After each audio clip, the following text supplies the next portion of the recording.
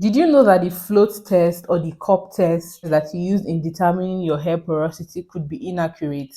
It is very possible that all that you know about your natural hair is false.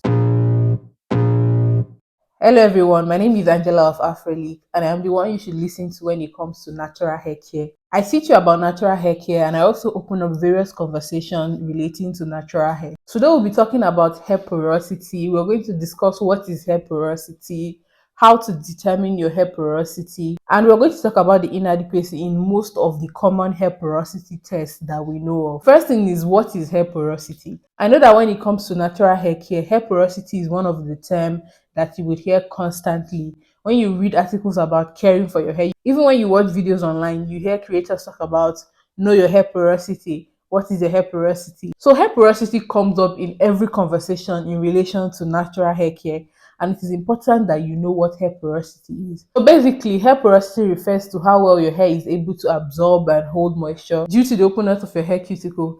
And your hair cuticle is the outer layer of your hair strand. So your hair strand is made up of 3 layers, and the hair cuticle is the outer layer that interacts with the environment. And the openness of your cuticle is the determinant of how porous your hair is. So let's just assume that my hand is your hair strand and this is your hair cuticle, which is the outer layer of your hair. So the openness of this cuticle will determine your hair porosity. So if your hair cuticle is open, this means that it is easier for moisture to get into your hair strand. And as it is easier for moisture to get into your hair strand, it is also easier for moisture to leave your hair strand. And this is commonly known as high porosity. This means that your hair strand is very porous. It means your hair cuticle is very open for moisture to come in and for moisture to also go out. If your hair cuticle is closed, it means that it is harder for moisture to go into your hair strand, and when eventually that moisture gets into your hair strand, it is harder for that moisture to come out of your hair strand. This is what we refer to as low porosity. And there is also medium porosity. This is just an in-between. Your hair cuticle is not too open and it's not too close. It's just right in the middle. A lot of things that we know in the natural hair community about hair porosity, testing for hair porosity, and also caring for different types of hair porosity are kind of outdated in my own opinion, especially when it comes to testing hair porosity. One of the major ways to testing hair porosity that we've been taught over the years is the float method or the cup method, as some people would call it. In this test, you get a cup of clean water and then you drop your hair strand into the water. According to this test, if your hair floats, then your hair is low porosity because your cuticles are closed and the moisture was not able to get into your hair. While if your hair sinks to the bottom, it means that your hair is high porosity because your cuticles are open and it was easier for the moisture to get into your hair and sink it down to the bottom of the cup. Personally, I think the result from this float test or cup test can be inaccurate because there are a lot of factors that could affect the outcome of your result. For example, the temperature of the water. In this test, they just say use a clean cup of water. There is no standard temperature of water to use. The temperature of water would affect how porous your hair would get when dropped into it. The next thing that can affect the result from this test is how clean your hair is. I know it is said to use clean hair for this test, but the truth is that some people wash their hair and they don't get all of the product from their hair strand. So even if there is an atom of hair product on your hair strand, that is going to affect the results of the test. Third on the list of the things that could affect the results of this test is the surface tension on the water. Simply put, when you drop anything dense on water, it will usually float. So most often than not, if you drop your hair strand in water, it is most likely going to float. The type of water you use can also affect the test. How long you leave your hair strand in the cup of water can also affect the result of the test. In the float test, they don't tell you a specific number of minutes to leave your hair in the cup. So if one person leaves their hair in the cup for 10 minutes and the same person leaves their hair in the cup for maybe 5 hours, I am sure that the results are going to be different. The last but most important thing that can affect the result of this test is the fact that every hair strand on your hair is not porous to the same extent. It's possible for your hair to be majorly high porosity, but you can also have some few strands that are low porosity. So if by chance you now pick the hair that is low porosity and use for the test, you may end up believing that your hair is low porosity. Meanwhile, that is just a smaller number of your hair strand that is low porosity. When I did this flow test a couple of years ago, the result came out that my hair is high porosity. But I think the level at which my hair is porous has changed over time. Yes, your hair porosity can change over time due to a number of factors, but we'll get into that later. So when I did the test, my hair is high porosity, and I think that is the only time I did the test. Personally, I do not like to emphasize on my hair porosity in most of my videos. The second test for hair porosity that I discovered that people were doing is the slip and slide method.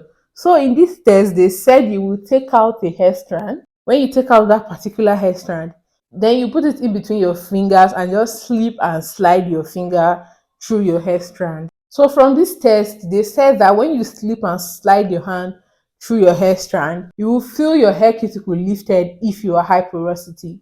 But if you don't feel anything, then your hair is low porosity. And for me, I kind of find this ridiculous because I do not believe that you can feel your hair cuticle.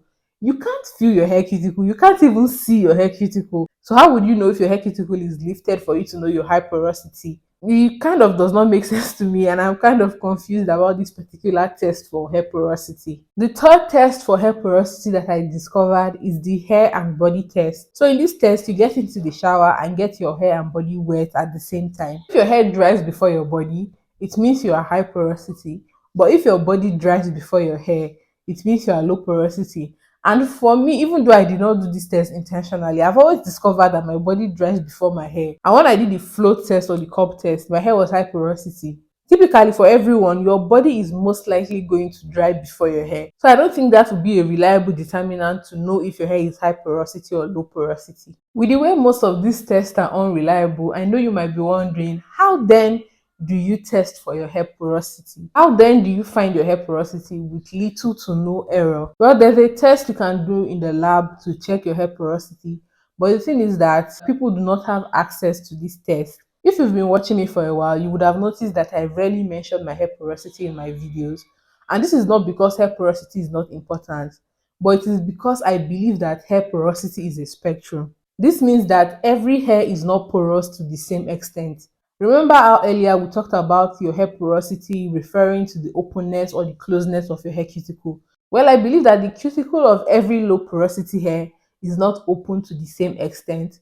For example, if person A hair is as open as this, they may be high porosity. Somebody hair can also be as open as this and they are still high porosity. Another person can be as open as this and they are still high porosity. So I believe that when it comes to how porous your hair is, there's no constant to the openness of your hair porosity. Let me paint this picture for you. Hair porosity is a line. On one end is low porosity. On another end is high porosity. Then in the middle is medium porosity, right? So what I mean when I say hair porosity is a spectrum is that your middle porosity is 0. And then your highest porosity, let's just give it 10.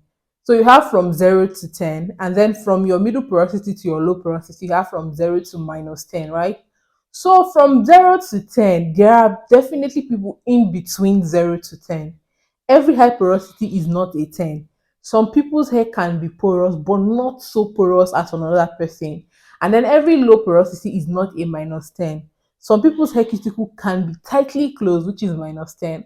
But some can be closed, but not too close, which can be maybe minus 6 or minus 4. I hope bringing numbers into this is not confusing. If you understand what I'm trying to explain, please do let me know in the comment section. So for me, in my mind, this is how I process hair porosity. Another reason why I say I do not focus on hair porosity is that your porosity can change over time depending on environmental factor, depending on products you use on your hair, depending on if you color your hair. Most times when you color your hair tends to be more porous. So even if you have low porosity hair, once you bleach your hair tends to move closer to being highly porous. And there are some hair care practices that could make your hair to be highly porous. For example, leaving products or leaving your hair wet overnight. There are just a lot of things that could affect your hair porosity. Regardless of the fact that I don't mention hair porosity in most of my videos, but something that you would always hear me talk about is you have to know how fast your hair dries out when you use certain products. So you have to know how fast your hair dries out when you use just a leave-in conditioner. You have to know how fast your hair dries out when you use gel on your hair. You also have to know how fast your hair dries out in certain hairstyles, such as leaving your hair in an afro. How fast does your hair dry out when you do a twist out? How fast does your hair dry out when you use extensions? So knowing how fast your hair dries out in various scenarios and with various products would help you to know the characteristics of your hair, and then you would use that knowledge that you have gained to care for your hair. So if you realize that your hair dries out faster when it's in a twist out, you should know that you should not leave your hair in a twist out for more than a week. If you notice that your hair dries out faster when you use just oil on it, then maybe you should use a leave-in conditioner. So the knowledge that you have would help you to mix and match the things that you should do to care for your natural hair. And the truth is that no two head of hair is the same. Conclusion that I have come to is that regardless of your hair porosity, whether you're high porosity or low porosity, if you wash your hair at least once a week or once in 2 weeks, you do not have to worry about struggling with dry hair. That time frame is just perfect, and you do not have to worry about dry hair regardless of what your hair porosity is. And this brings me to something very important that I feel we have to talk about. What really is dry hair? I've been thinking about this thing because a lot of times you hear people say, oh, your hair shouldn't be dry, dry hair breaks. So what condition or state do your hair have to be in for it to be considered dry? And for me, I think the first 4 years of me being natural, I really did not know what dry hair was. I came to the conclusion that there are two types of dry hair, and a lot of times people confuse one for the other. The first one is when your hair is dry to the touch, which is DTTT, DT cube.